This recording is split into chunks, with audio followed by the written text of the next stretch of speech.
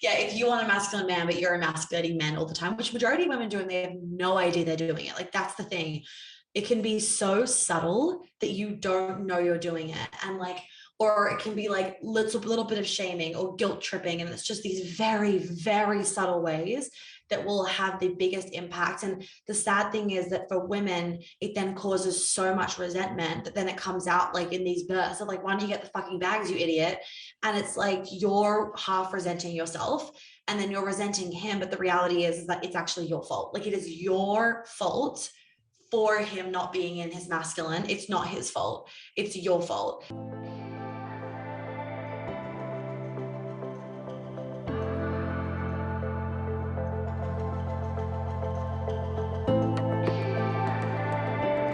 Hello friends, and welcome back to the podcast. So if you were following our European trip, it was fucking amazing.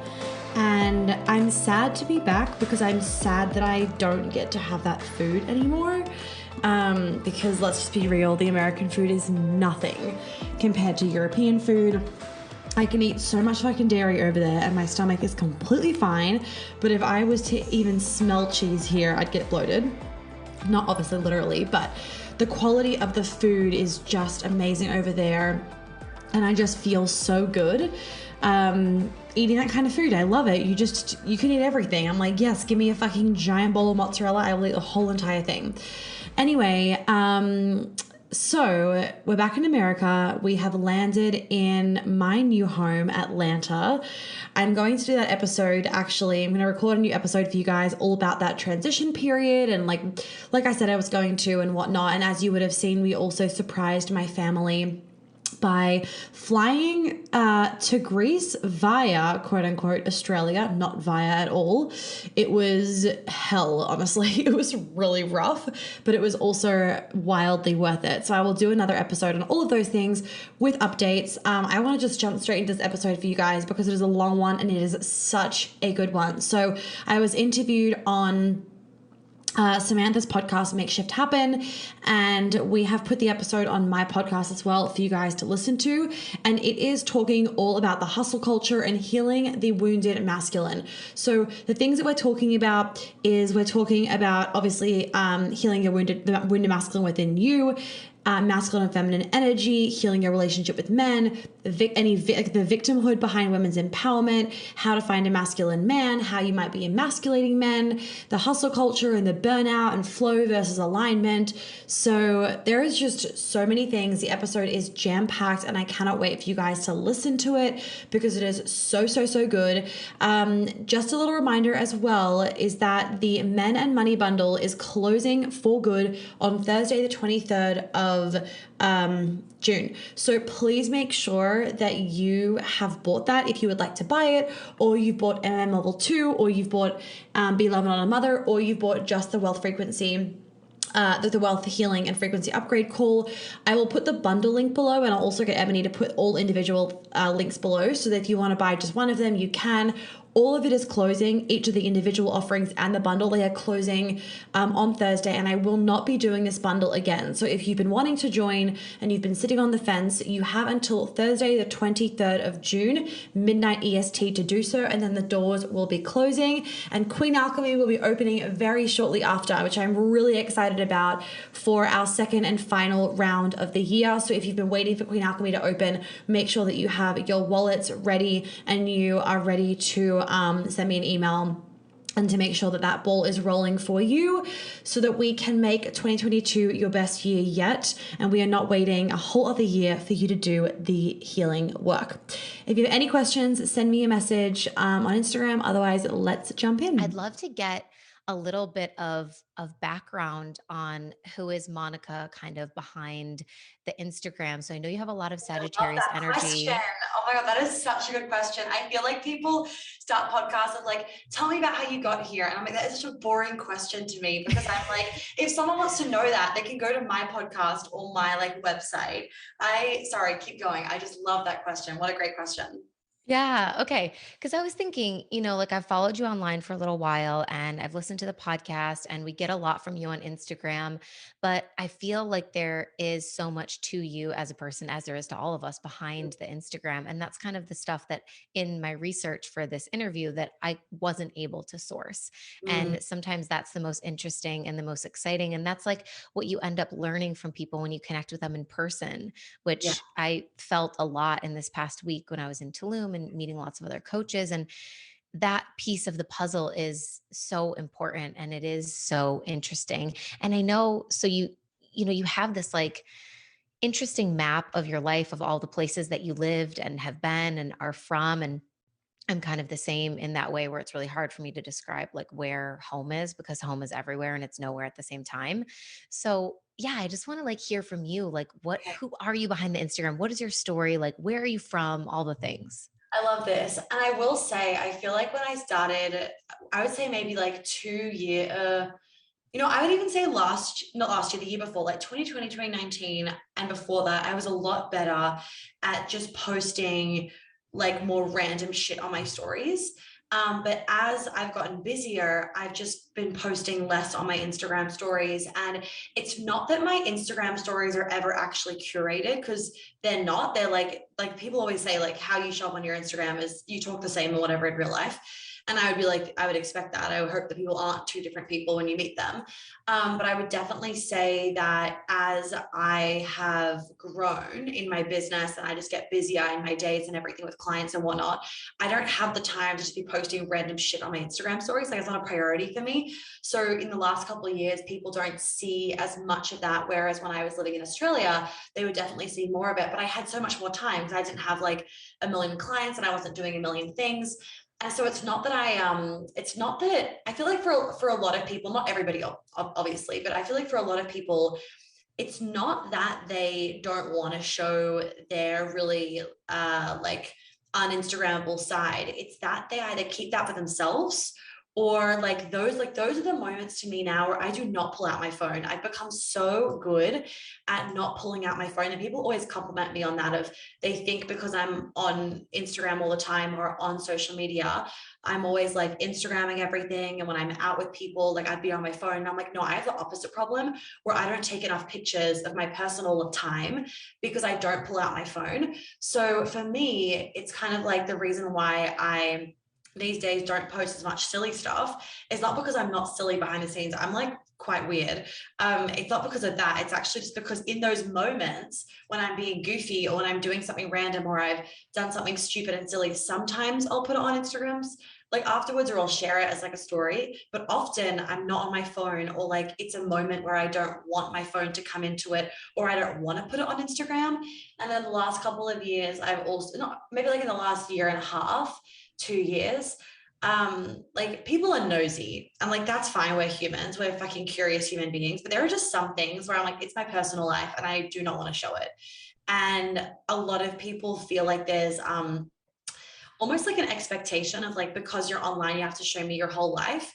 And it's just like a reminder to everybody that if you feel like for like in the coaching space, if you feel a pull towards someone, I was actually talking about this with who was I talking about it with? I can't remember.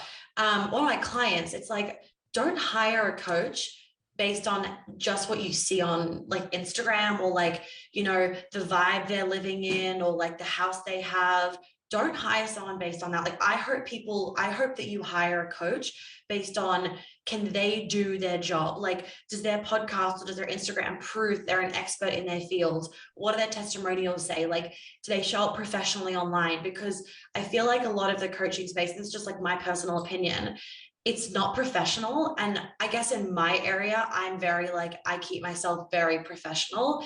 And so I don't want to show my like all of my personal life online. And it doesn't mean that that I'm any less real or authentic or that I don't have a personal life. It's just that I've decided for myself that what allowed me to separate my business and my personal life. So I wasn't just like drowning in business stuff all the time. And that I felt like I was me separate to my business was actually being more professional and creating more separation. So I also need to do that online because if I put everything online, it's like, it feels like I don't have anything to myself. And I actually love having things that are like just for me and nobody else needs to know that. And my clients know a lot more. And people will often say once they're like in Queen Alchemy or they come to one of my events or whatever, they'll be like, you are like so much more nurturing and warm and slower than I thought.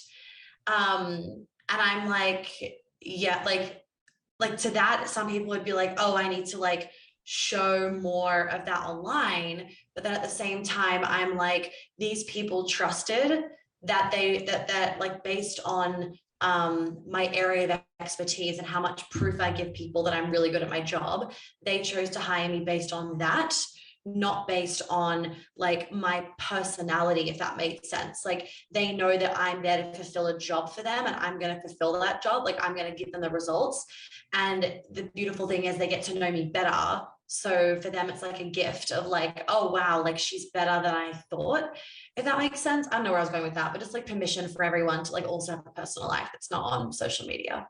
Yeah. I mean, I think it's a hard line to draw between like coach or, professional of some sort and influencer, because Oh, we use social media as the main form of like marketing and attraction for our businesses.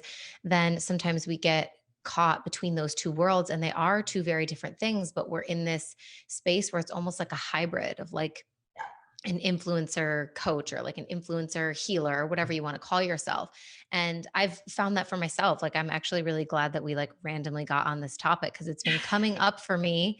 And this, it always happens like this. It's been coming up in conversation a lot recently about what we share in stories and how much of our lives are online. And I think I'm finally in that phase where I'm really like being called to maybe share less of the random yeah. moments.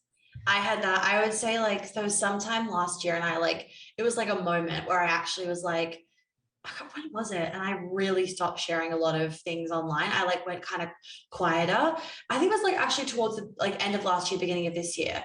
I really started sharing less, and I actually realized that it felt better, and it felt like things were more intentional that I posted, and I actually got to, I don't know, it just felt better, and it felt better having more of a personal life to begin. There is no one size fits all with this, and there's seasons. So there's some seasons where you'll post more, and other seasons where you post less, depending what's happening in your life. And there's no right or wrong, but it's just, I think what's really important is that a lot of people, they don't give themselves permission to do what feels good, especially women. They do what other women are doing, and that's not going to work for you. Like if it doesn't feel good, it's just not going to work. Like please just do what feels good.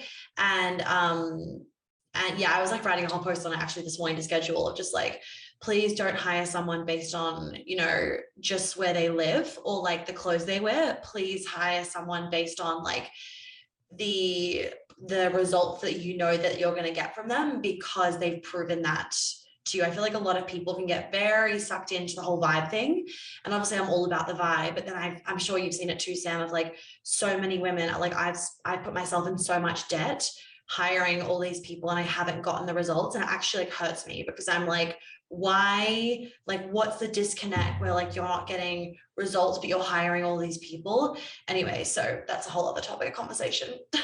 Yeah. No, but you touched on something that is really present for me and that I was writing a post about the other day as well.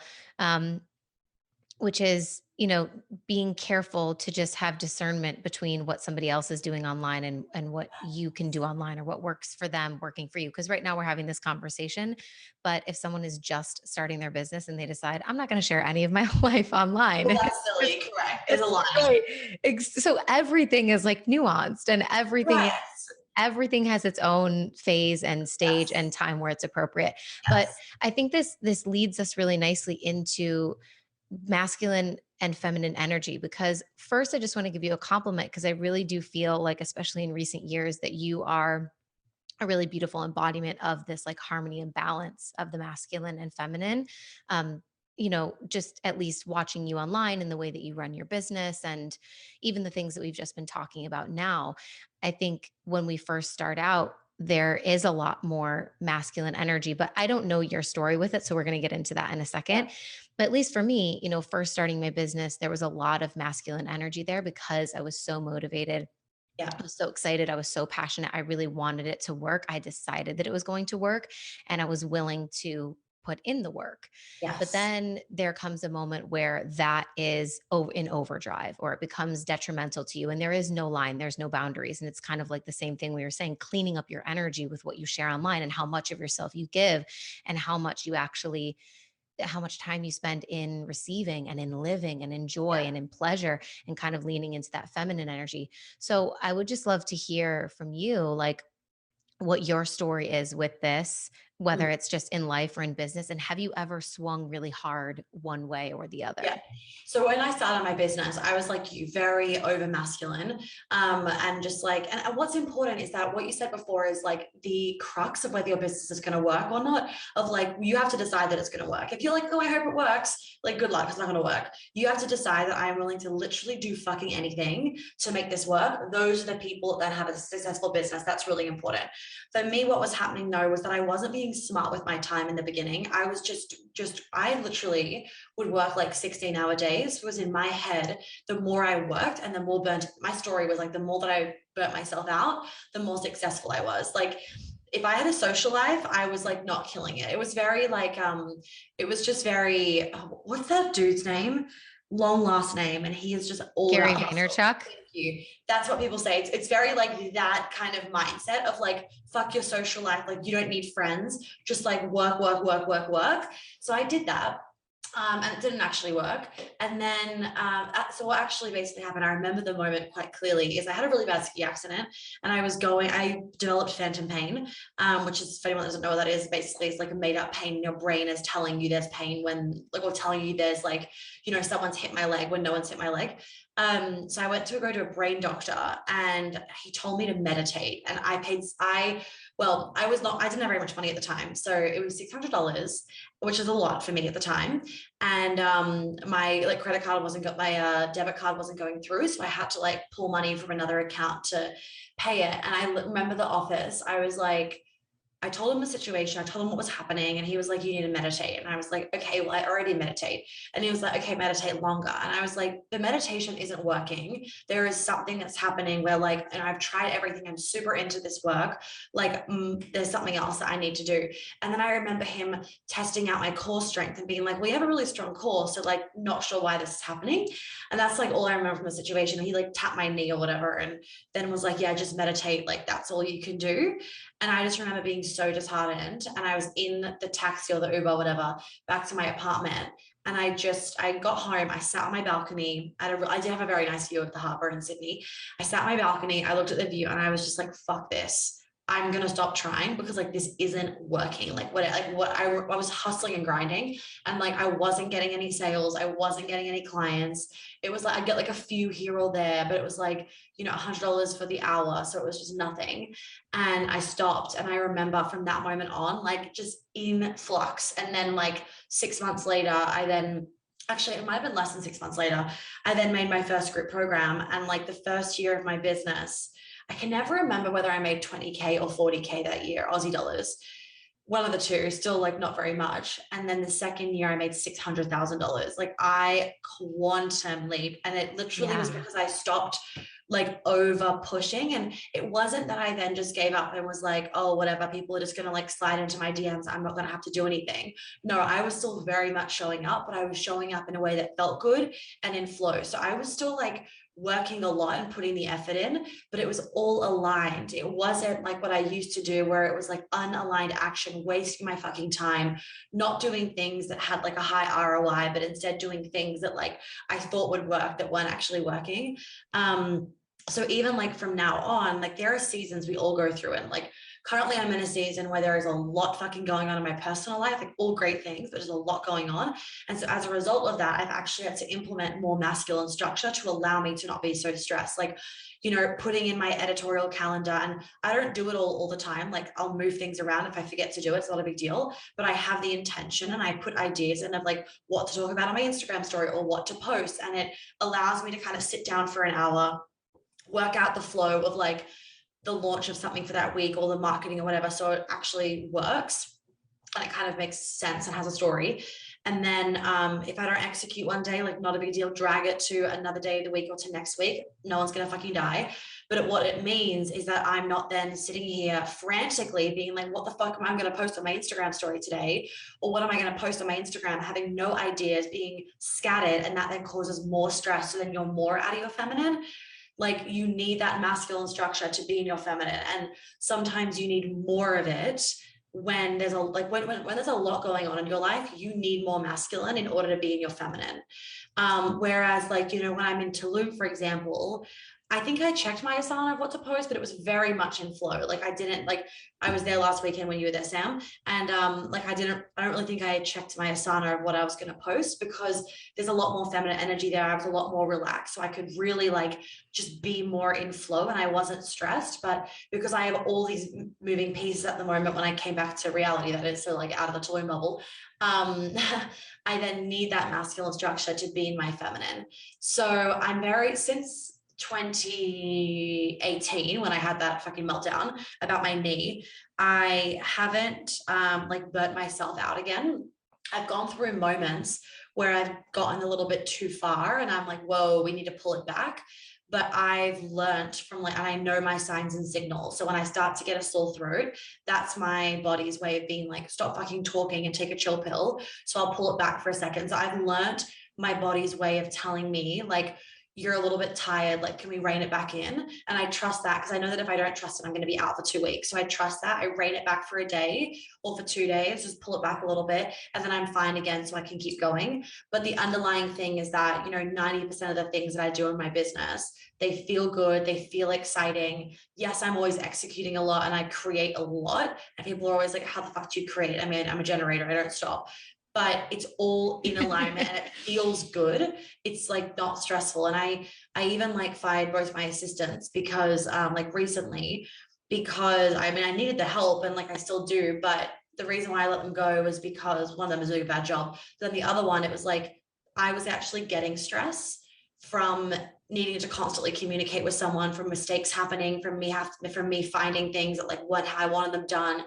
And like, I realized that my lack of control was actually causing me more stress. And therefore I was actually getting myself out of alignment. So now I do everything myself again, which is kind of weird being this far in my business, but I'm really enjoying it, because doing everything again has actually made me feel less stressed, because I know everything that's going on. So even though I'm putting in more hours a day, you know, I've got the systems and everything, so everything's kind of streamlined by now. But even though I'm doing the emails and I'm doing the onboarding, I actually feel more connected to everything and I know what's happening. So it's actually reduced my stress and therefore allowed me to be more in flow. So there really is no right or wrong, or like no textbook, because we're all different. But the most important thing is like, does this feel good? Do things feel in flow and easy and whatnot? It doesn't mean do you not get stressed. I was overwhelmed this morning. That's not what it means. It means like, do things feel like in alignment? And you can have a bit of overwhelm and alignment at the same time, to be honest.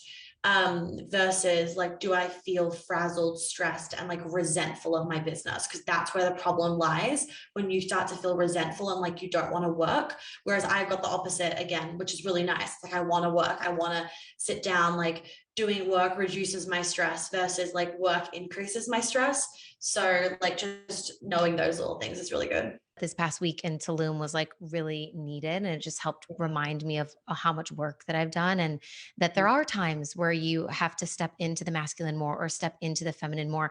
And once you found a way to create that balance or harmony, like you can ebb and flow, and you don't always have to be right on the center line, but it doesn't mean that you're out of alignment or that you're out of balance. And I think that was like huge for me.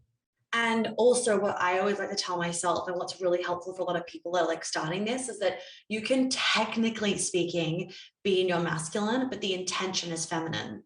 So then it's like, it's actually feeding your feminine, just like core desire, if that makes sense. So like sometimes you doing something masculine actually feeds your feminine. So for example, like me planning, you know, loosely planning my content for the week, yes, that's a masculine task. And some might say you stepped into your masculine, but I'm like, actually, to me, what I've done is that I've helped my feminine feel fucking relaxed so I can be in my feminine. And then even with like the partner thing and like you have to, like you being the breadwinner right now because he can't work because of immigration, it's like that. I mean, I always get that question of like, what do you do when you're making more money than your partner and you want a man to provide an X, Y, and Z? And every partnership is different, but remember, it's easier said than done. Like, let's be honest, money is like a big source of the providing piece.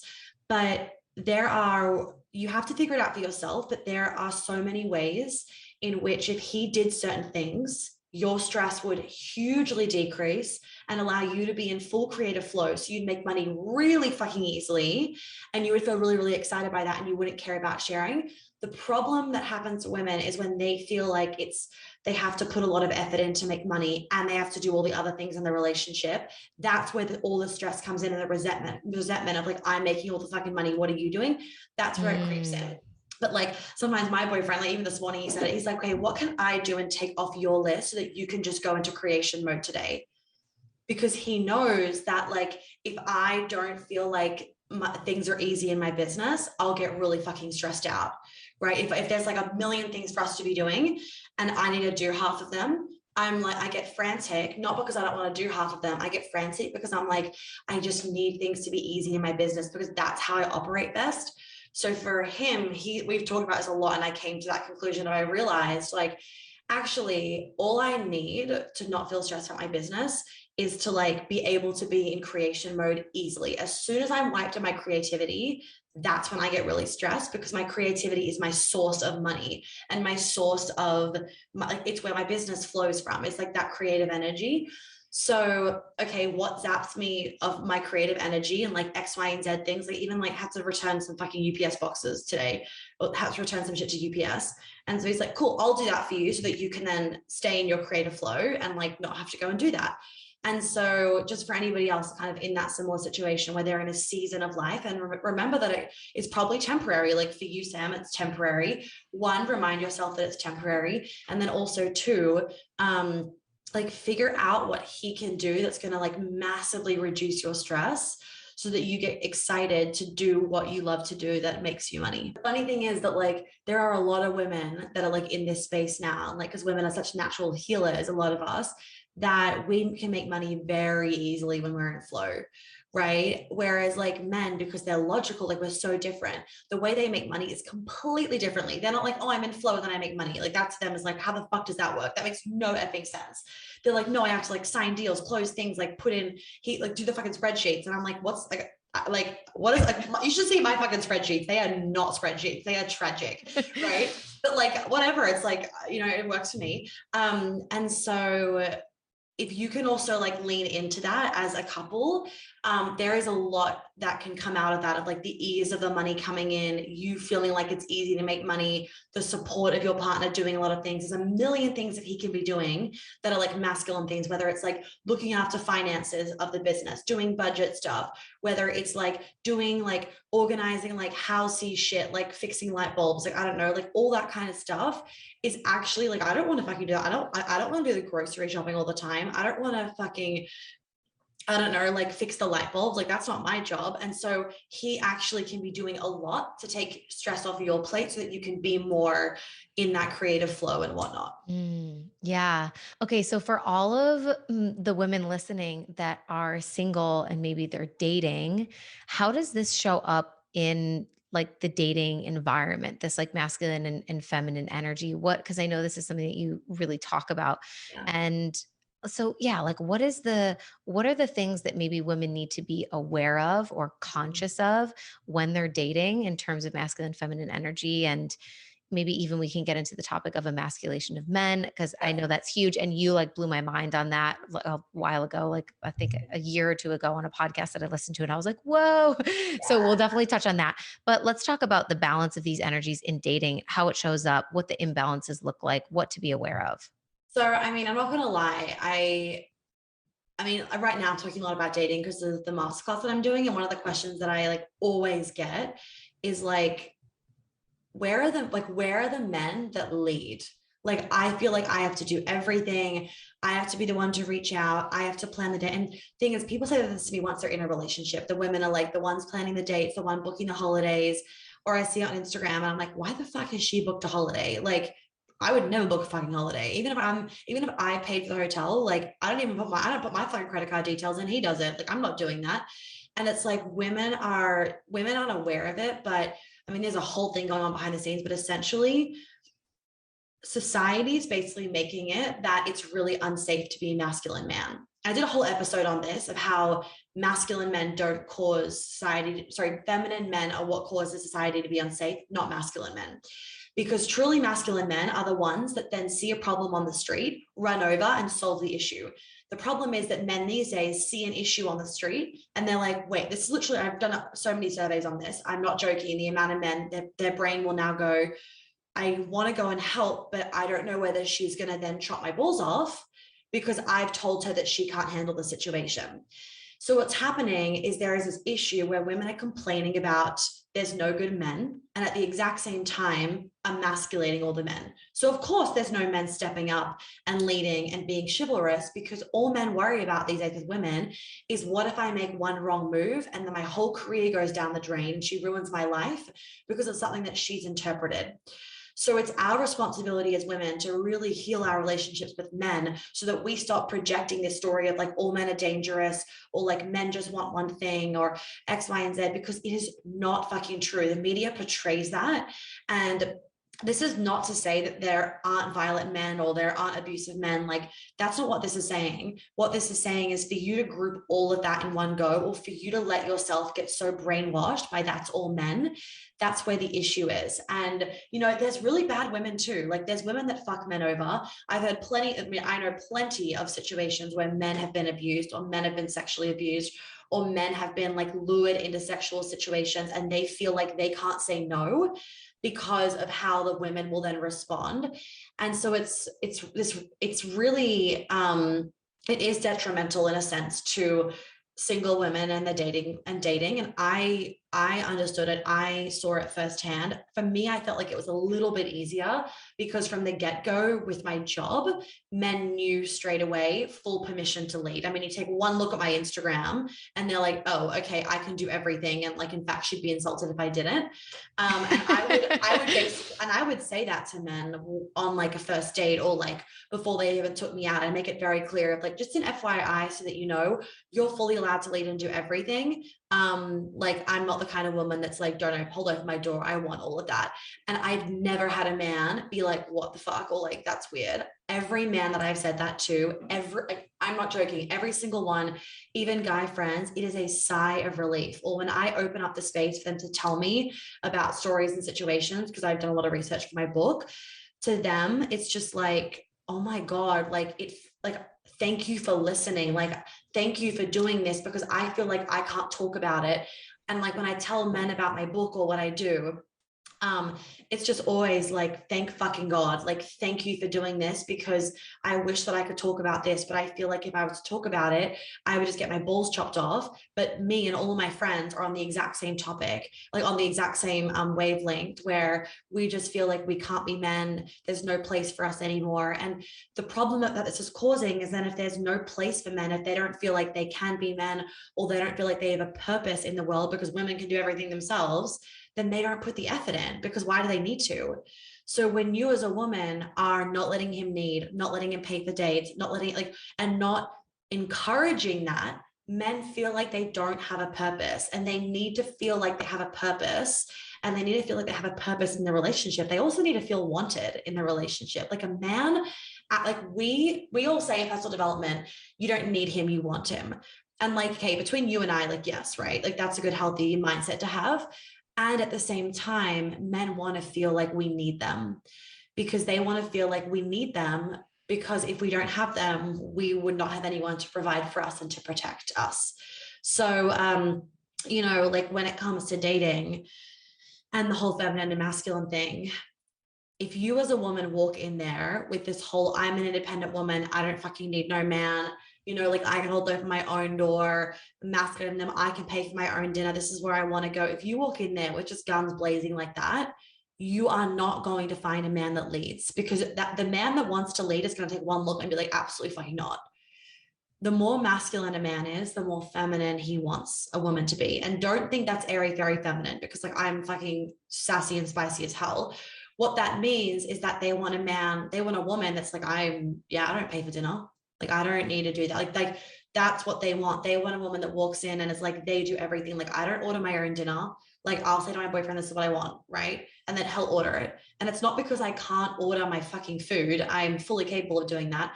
It's because I don't want to. It's because I want to be led by a man. I would do this even when I was single and dating. The exact same thing applies. It's not because I can't hold open my own door. I mean, you're the same, Sam. Like, we run a fucking business. Like, we're fine. And men don't hold open the door because they think that we can't. There's this great quote, and it's like a woman and a man walks into a bar, and the man holds open the door, and the woman says, I don't need you to hold open the door. I'm strong enough myself. And the man says, I don't hold open the door because you're a woman. I hold open the door because I'm a man. And it just fully encompasses everything of like the problem right now, where women make this shit about them. If you're saying I'm weak, you're saying this. And it's like like you saying that to yourself and to men, do you know what that's actually saying? You believe you're weak. You believe that you're not strong. You believe that you can't pay for the bill. And it's this proving energy. And if you feel like you need to prove yourself to him, it's actually because you need to prove yourself to yourself. Like, you're trying to prove that you're capable, you're strong, you're worthy. So when you let him do it, that is like true self-confidence. Like I always say now with the word like submissive's gotten like a really bad rap. And I was saying this actually to my girls at my immersion, and they were like mind blown by this. Initially they were like, wait, what? And then the more they heard, they were like, well, this is so true.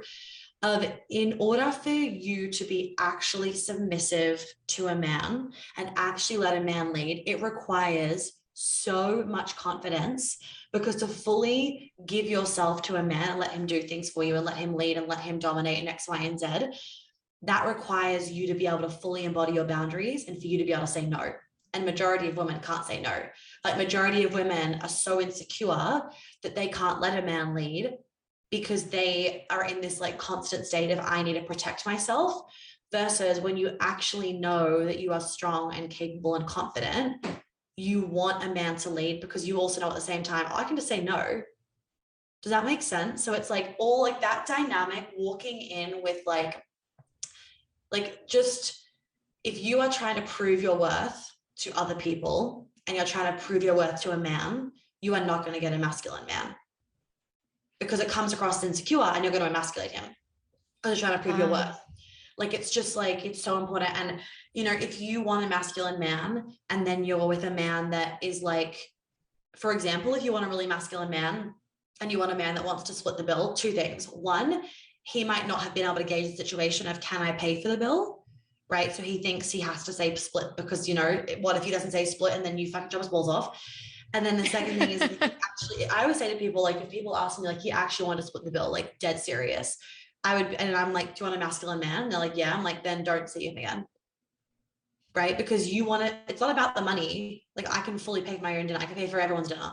It's not about that. It is about, I want a man that wants to provide for me and wants to look after me. It's not about the money. But in the beginning of dating someone, the money is like the way to show that I want to look after you, because if not living together and everything, like there's not really that many other ways. So the money is the medium to be like, I want to look after you and I want to protect you and I want to give my resources to you. That's what it's saying when you pay for a bill. So when you don't let a man do that, you're not letting him provide for you and protect you. And then you're also not letting yourself like receive from him. And if a man doesn't want to do that for you, then great, don't see him again if you want a man that leads you. Yeah. Oh, Yeah. it's like being able to receive. I think we've, as women and as our culture has like progressed and evolved, we've created this story of, you know, because for so long we did have to try a lot harder to be seen as equal to men. Like, we can honor that in history. Like, there's a reason for feminism. Feminism is still important. We're not discounting the work of feminism by having this conversation at all. And there was a real need for that extra push of like, we are equal as men. We want to be seen as equal to men. But after so long of doing that, we've kind of like created this story that we still need to push and prove we're equal to you, we're equal to you. And of course, like the gender wage gap is still a thing. Like there's still ways in which men and women are not seen as equal in realms where they absolutely should be.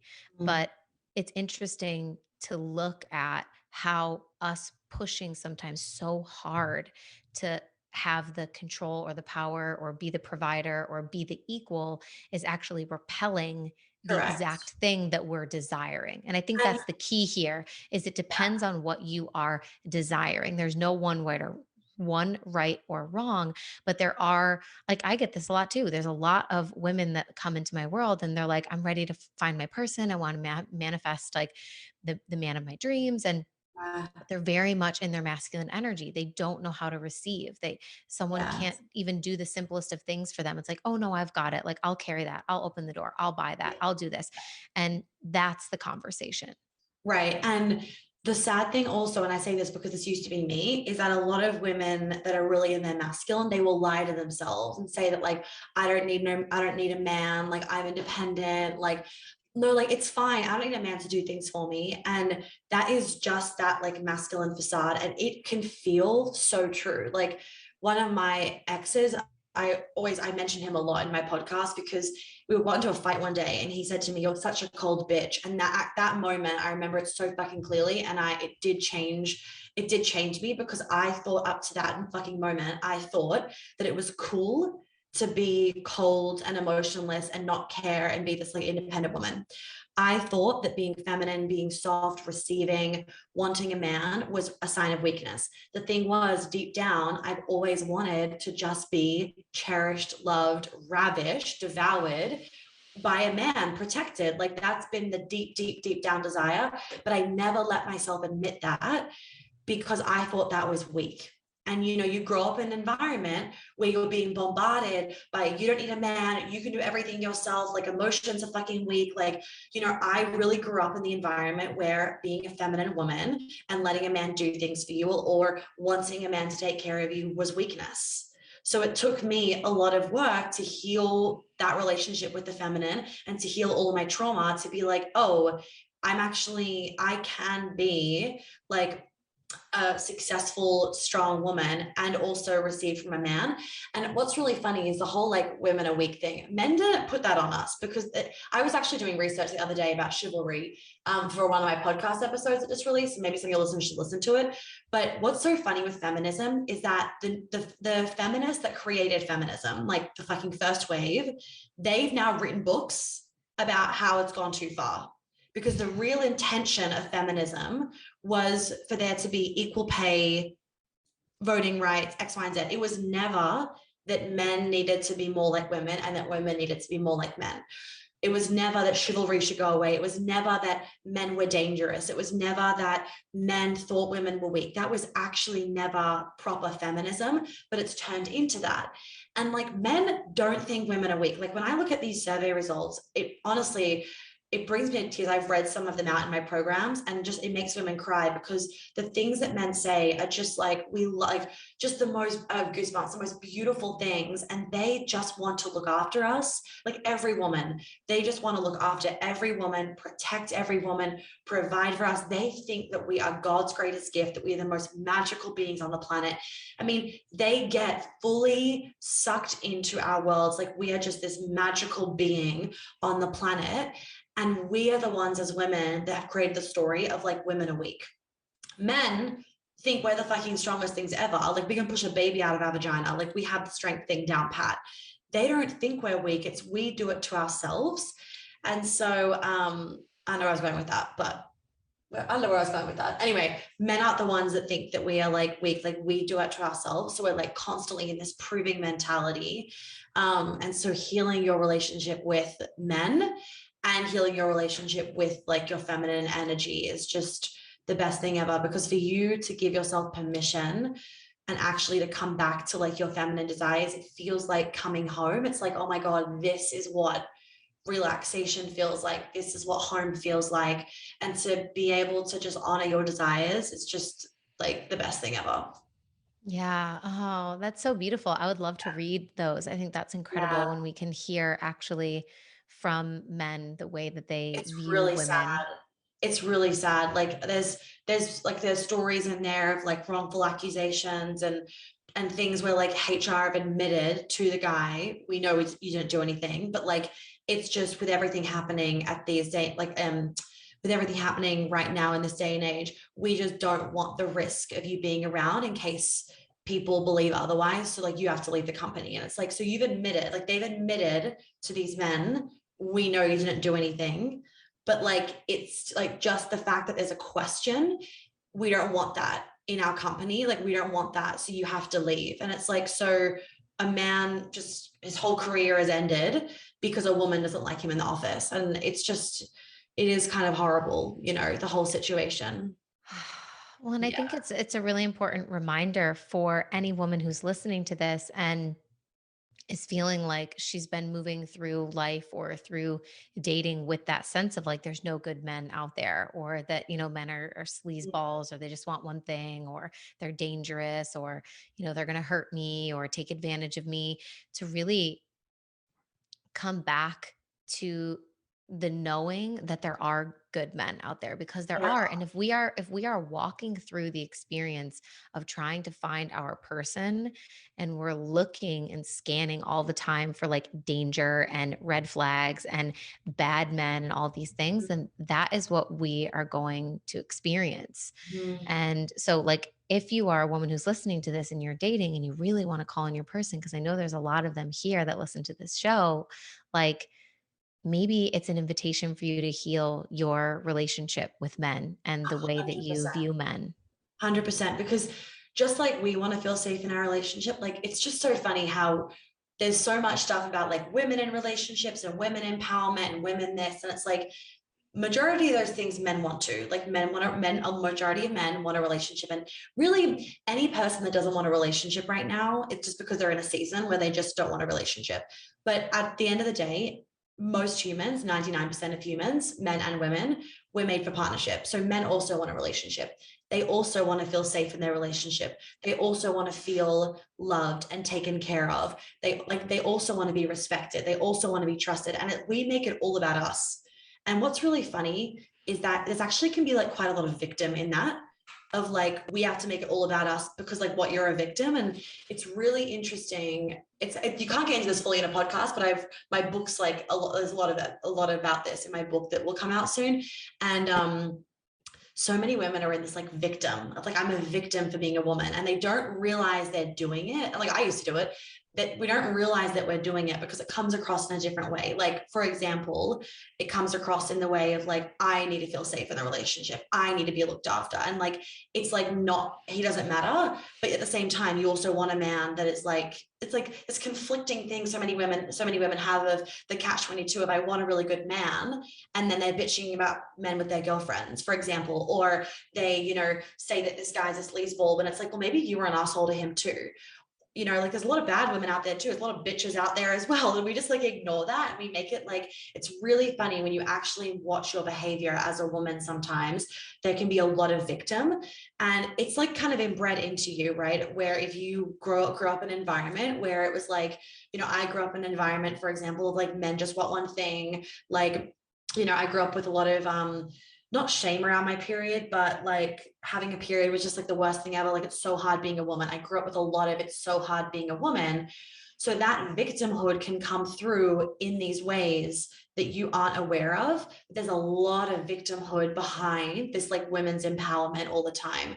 And whilst there's a place for women's empowerment, there's also a place for like men's empowerment, and women's empowerment should not be at the detriment of men. Like men don't matter. And a lot of the subliminal messaging behind women's empowerment is like emasculating men.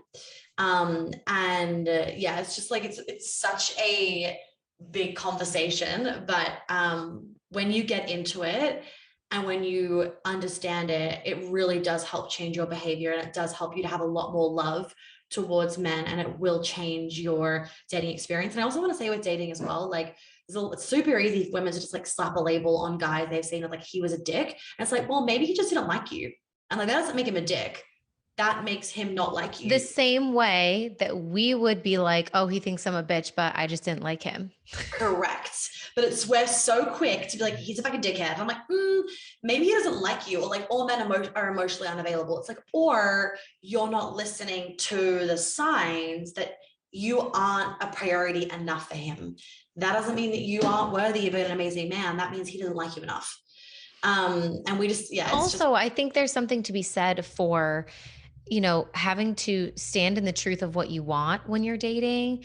And when you don't do that, you ultimately are going to end up with someone who's not giving you what you wanted or what you needed. And there is a partial responsibility on yourself of that experience, because 100%. you saw this is a guy that has either said or showed me in some way that he doesn't want a committed relationship, but I'm going to try and wrangle him and tame him and make him, I'm going to be the woman that makes him want a relationship. And then when that doesn't happen, it's like, oh, fuck you, you're a dick. But also, where's the self responsibility of, I saw the signs, I communicated or didn't communicate what I wanted or what I desired. And so therefore I ended up in a misaligned relationship. I think this is just a larger conversation about radical responsibility and really owning the part that we play in every experience in our life, which is hard work. And it's something that a lot of us don't want to do, but like, it's so important. What is the part that I'm playing in this victimhood or in this role or in this pattern that's happening in my life? If you have people that are walking all over you all the time, it doesn't mean that, it's totally your fault that they're doing that. Maybe there are real people that are taking advantage of you or crossing a line, but it's like, where are your boundaries? Are you communicating your needs? Are you setting a boundary? Are you holding the boundary, or are you just floundering? Right, exactly. And I mean, I would say the last piece about the dating thing is also like, if you're dating men, then you're not dating women. So you need to learn how men are, because they are so fucking different to us. Like, if you don't understand the biological differences of men, like, doing that will change your fucking life. And it will really, really help you with like safety in your relationship with men, because they are just so fucking different to us, and we are so different to them, and we will never have the same experience or same feeling as a man does, and they will never understand us, and they will never have the same experience that we do, because our chemistry, our hormonal makeup, the way that our brain is in terms of white and gray matter is just so different. And when you can like learn to understand men, and when you understand the biology of men and how that influences dating, especially, it gives you a lot of freedom in dating, because the way that men date and the way that women date are very fucking different. Especially if you are like dating more so than if you like found your person, that's it, you're done forever. Like, that can be a different experience than when you're actually like dating and just dating around, having fun, whatever the situation is. If you can understand the way that men date versus the way that women date, it will really, really help your experience and make you not feel so anxious and stressed about it all the time. Yeah, if you want a masculine man, but you're emasculating men all the time, which majority of women do, and they have no idea they're doing it. Like, that's the thing. It can be so subtle that you don't know you're doing it. And like, or it can be like little bit of shaming or guilt tripping. And it's just these very, very subtle ways that will have the biggest impact. And the sad thing is that for women, it then causes so much resentment that then it comes out like in these bursts of like, why don't you get the fucking bags, you idiot? And it's like, you're half resenting yourself, and then you're resenting him. But the reality is that it's actually your fault. Like, it is your fault for him not being in his masculine. It's not his fault. It's your fault. So yeah, it's interesting anyway. I think this conversation is going to be really illuminating for a lot of people. It's probably also going to be slightly triggering. Oh yeah, I still every remember episode with me is triggering. I said that to my podcast manager yesterday. She's like, should we put like a trigger warning at the beginning of this one? I'm like, I think every podcast episode is a trigger warning. It's like, if you're listening to you're one, like, actually, let's just update the podcast art. So it says fucking trigger warning. Don't listen if you don't understand nuance and you don't want to take responsibility. Literally though, like, it's every episode of mine needs a trigger warning. Let it marinate, and you might start to notice how understanding this can really shift some things in your relationship. If you are in like a heterosexual relationship, if you're a woman, if you're with a man, Yeah. maybe it can start to shift your polarity. Maybe it will change your sex life. Maybe it will Oh, it just will. fucking change everything. Yeah, no, it definitely will. And what was I gonna say? I will say also, like with the trigger warning thing, that I've had a lot of people, maybe this show at the beginning of the episode, I've had a lot of people that when they first listen to me, they're like, what the fuck is this bitch on? And then they're also like at the same time, their brain's like, but wait, like it kind of makes sense. And I've had people that like won't listen to the episode and then like they'll have a fight with their boyfriend and then they'll listen to the episode and then I'll start implementing things and then like everything shifts. I can't even count how many times that's happened. Like if you listen to this and you're like, fuck this bitch, she's actually on drugs, like that's fine. I do not care. Like that is totally cool. Just pin it and come back to it another time if you need to, or just know that like maybe you're not ready to listen to this, or that if you're being triggered, you're probably needing to listen to it. And that it's okay if you at the moment don't agree, because I can't count how many people have gotten so triggered, like unfollowed me on Instagram, whatever, then follow me back and then hire me and then everything changes. Like I'm so used to it. And I think it's actually a beautiful thing because I only want you to do this work when it feels like a fuck yes, not when you like, there's no pressure to listen to like any of my stuff or any of that kind of stuff. Because if it's not going to land, then it's not worth your time. Mm. You know, So tell us a little bit about the book. Like, is this I'm all so going to be the excited. book? What can we Yeah. expect from the So, I book? mean, I'm thinking of self-publishing. I was going to go through an agency, but I'm just so impatient that I'm like, I don't want to wait 2 years. And I also don't want them to want to change a million things. But I'm not going to give the title away because I don't want someone to take it. But the title is enough to literally have a lot of hate thrown my way too. And I know it's going to be a very, very polarizing book, but basically the whole book is just about like like a majority of the chapter names are like things that we've been told, but an opposite. So like, for example, yes, men are stronger than women is one of the book titles. And then it goes through like all the reasons why and how it's not a bad thing and how it's, like that's how biology is. And for women to try and constantly prove that we're stronger, like physically, it's like we literally don't have the fucking hormonal makeup to be as strong as men or to be stronger than men, but we are stronger in these ways. And like this is why we work well together, because we both have different strengths. So it's that yin and yang. Like when you come together, it's a full circle. Like we are one when we are together, but when we're separate, we're missing pieces. Like there's always going to be like some emptiness in our life or some missing piece, or like, if you're only with women all the time, like, and you need a really heavy box lifted, for example, it's like, well, who's going to fucking lift it? Like there are some things that we can't do. Like that's a really bad example because you can still lift it with multiple women, but whatever. So that basically the whole book, yeah, basically the whole book is just breaking down like all these things that we've been told about men and about women. And it's the permission slip for us to listen to our biology. And it basically just goes through like all the science behind this. It goes through my survey. It's a lot about emasculation, a lot about how like women are miserable when we do it to ourselves, and like how we do it, why we do it, where it came from. So it's quite a heavy book. It's taken me like years to write. I've written 70,000 words so far. So we're at the point where I could publish it, but there's more. It doesn't feel finished, so I'm still going. But I started writing it I started the research for it in 2019 with the survey. So it's been a long process, but I'm so passionate about it. And like, I stand by everything that I say.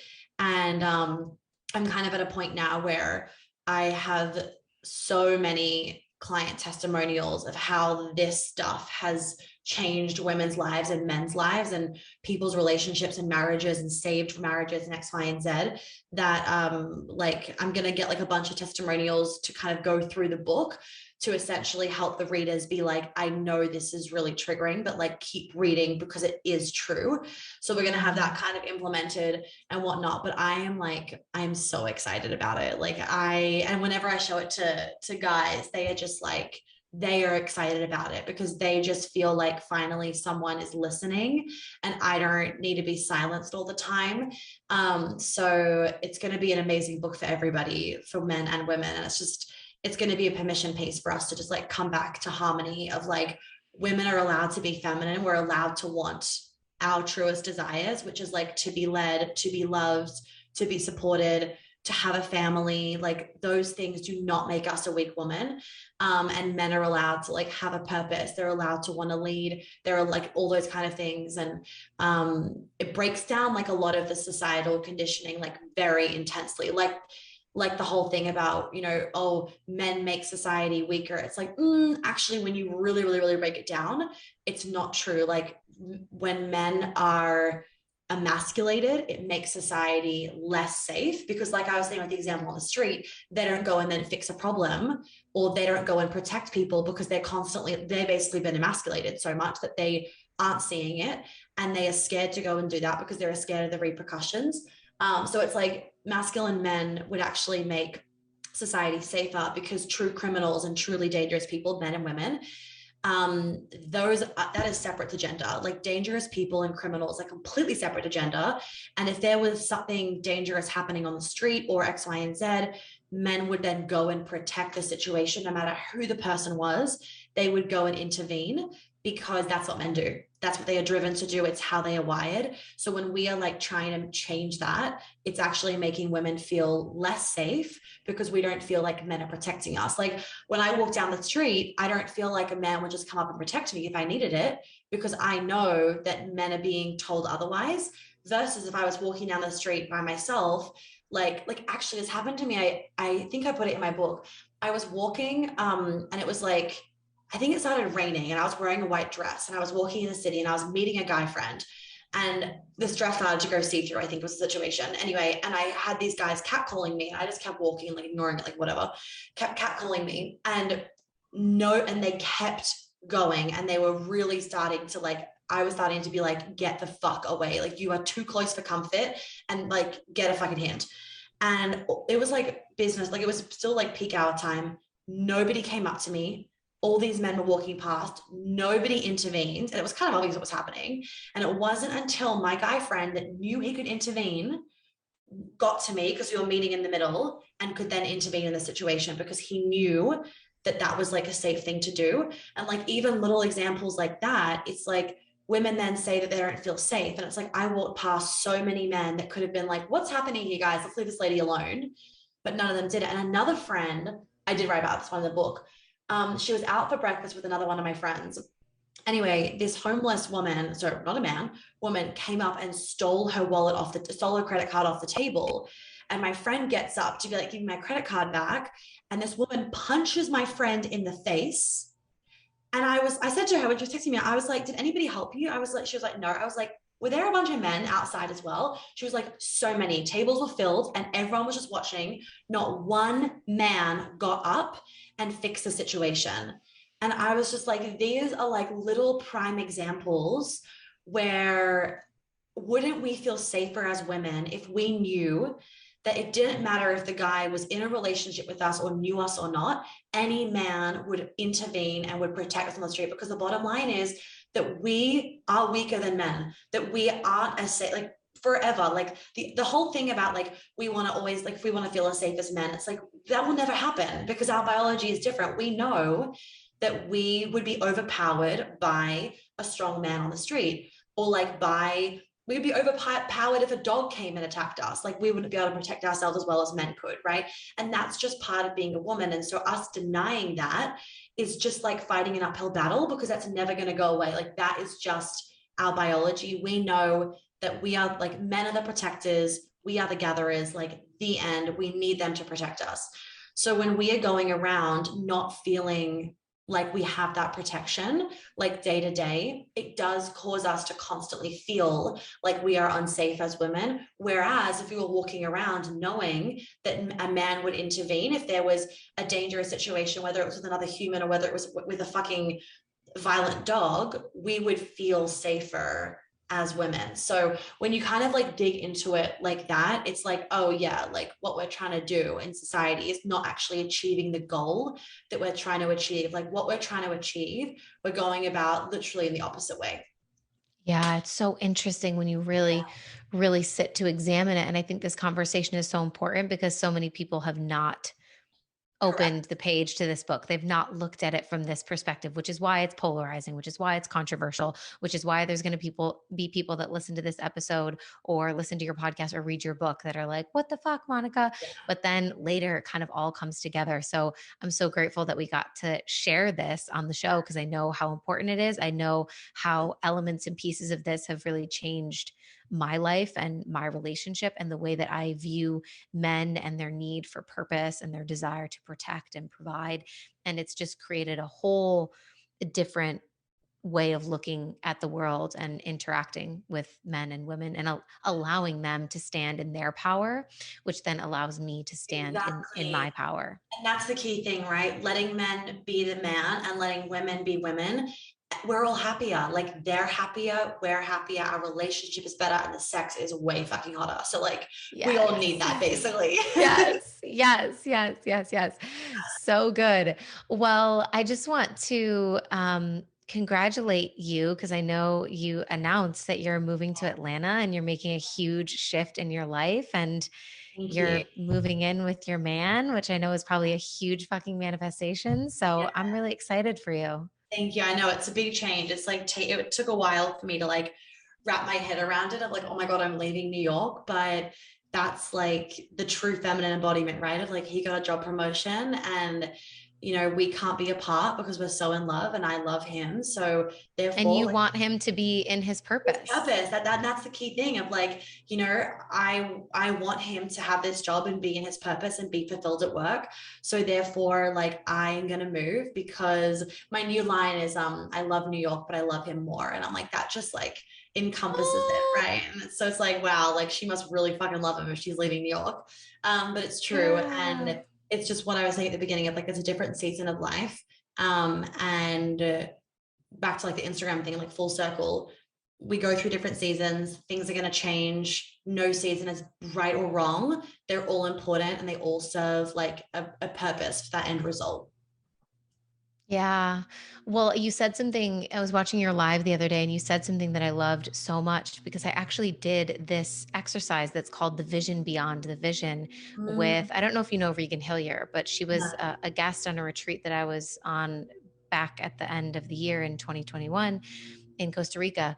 And I heard you say on your live, like the dream Beyond beyond the dream. And I the, was like, oh my gosh, it totally is. And so maybe we can just leave everyone with this idea of, you know, sometimes you have such a big dream, you have such a big goal, and it comes to life and you manifest something and you're so excited about it.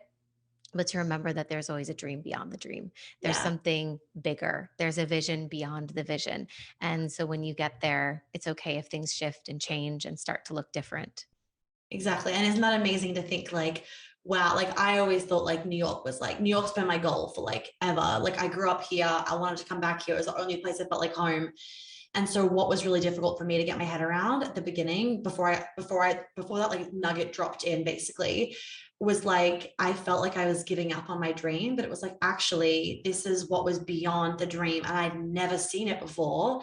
But isn't that so beautiful that like, okay, this is my next dream. I actually can't see beyond this dream. And it's just like, holy shit, like things are just going to keep getting better. Even if you can't see them, they're going to keep getting better. Like even if you don't know what it's going to be, what that next thing is going to be, as long as you continue to stay in alignment and X, Y, and Z, it's just going to keep getting better and better. I think that's just the most amazing thing to like feel into and to think about.